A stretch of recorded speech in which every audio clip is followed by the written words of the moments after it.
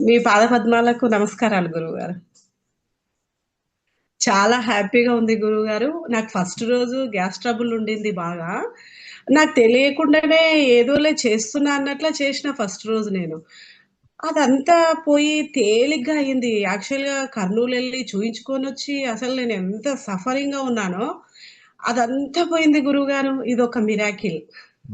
నిజంగా గురువుగారు. చాలా హ్యాపీగా ఉంది. ఇక ఈరోజైతే ఇంక చెప్పొద్దు గురువుగారు. బయటికి రాలేకపోతున్నా దాని నుంచి నేను ధ్యానంలో నుంచి.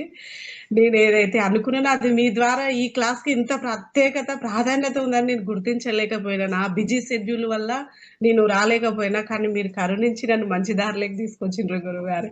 మీకు తప్పకుండా నా కృతజ్ఞతలు గురువుగారు. ఇంకొకటి గురువుగారు, ధ్యానంలో చాలా మిరాకిల్స్ జరుగుతున్నాయి. అంటే ఇది అనుభవించాలి గానీ అది చెప్పడానికి అవ్వట్లేదు గురువుగారు.